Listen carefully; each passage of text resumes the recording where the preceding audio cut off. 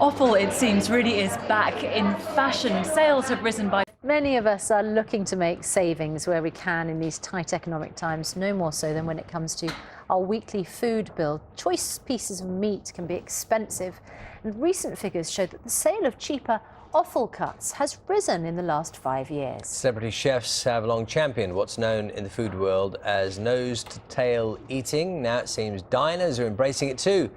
Let's go to Jenny Hill now, who's at one restaurant in Manchester that serves customers everything from calf brain to ox tongue. Sally, Jenny, what have you got there for us?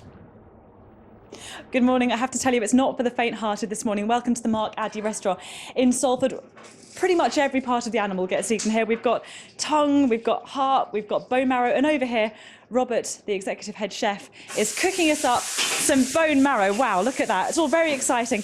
You know, this restaurant menu is increasingly popular. They do all sorts of traditional food too, but you know, offal is something which is really exciting the customers, and it's all part of a growing trend. Apparently more and more of us are really tucking in and enjoying our offal. If you find liver lovely or like to chew on cheek, you're in good company. At this butcher's, they're feeding an increasing hunger for offal. It's because it's cheap. It's a good cheap meal. It's tasty and it's very good for you. It's very high in iron and obviously protein. So yeah, very popular. Offal, it seems, really is back in fashion. Sales have risen by some 24% in recent years, and it's estimated 1 in 4 of us now eats offal at least once a month.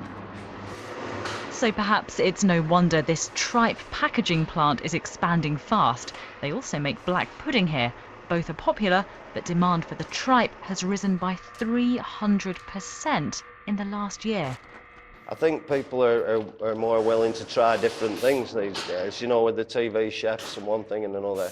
And there's a lot of things you can do with tripe. It lends itself to being used in various recipes. And there's nothing like a nice piece of heart. Or so they'll tell you here. This, by the way, belonged to an ox. Tongue, trotter or testicle. You'll find it all on this restaurant menu. And apparently the clients can't get enough of it. Cost-wise, it's great. We make more profit. It's exciting because the customers are trying different things. We're trying to cook with different things. Morally, we're doing the right thing as well.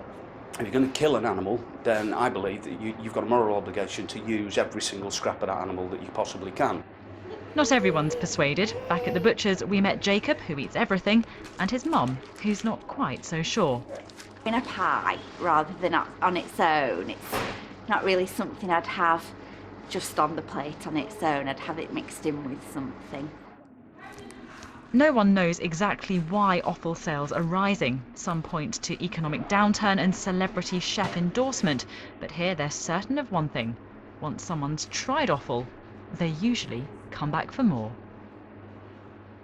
Well, let's put that to the test, shall we? Here comes head chef Robert with his bone marrow dish. This is certainly something I've not had for breakfast before.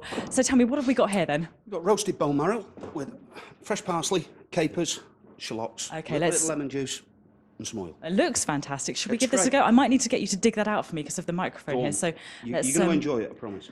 It's amazing, isn't it, in this day and age that we throw away so much of an animal, really. Well, if you're going to kill it, I think you've got a moral responsibility to eat it. I'm not sure I like the look of this at all.